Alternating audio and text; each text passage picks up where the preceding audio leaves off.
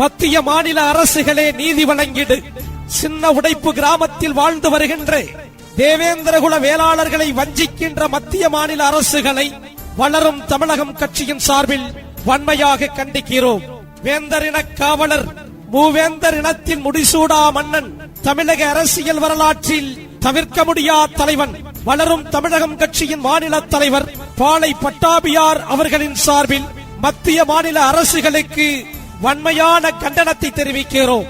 நிலத்தையும் நீரையும் களத்தையும் கதிரையுமே ஆதாரமாக கொண்டு நெல்லை உற்பத்தி செய்கின்ற உழவு தொழிலை தமது வாழ்வாதாரமாக கொண்டு வாழ்ந்து வருகின்ற சின்ன உடைப்பு கிராம மக்களுக்கு நீதி வழங்கி எம் முன்னோர்களால் பண்படுத்தப்பட்டு எங்கள் தலைமுறைக்கு தாரை வார்த்த விளை நிலங்களை, தேசத்தின் இறையாண்மையை மதித்து அரசின் வேண்டுகோளை ஏற்று மதுரை விமான நிலையத்திற்கு நாங்கள் தாரை வார்த்த போதிலும் அதற்கான இழப்பீட்டை முறை செய்து அந்த நிலத்தையே நம்பி வாழ்ந்து வருகின்ற எங்கள் சின்ன உடைப்பு கிராம தேவேந்திரகுல வேளாளர் சமூக மக்களுக்கு உரிய நீதியை வழங்கி எம் மக்களின் வாழ்வாதாரத்திற்கு வழிவகை செய்ய வளரும் தமிழகம் கட்சியின் சார்பில் வேண்டுகிறோம். மத்திய மாநில அரசுகளே எம் மக்களை போராட தூண்டுவதை விடுத்து அவர்களுடைய வாழ்வாதாரத்தை உறுதி செய்.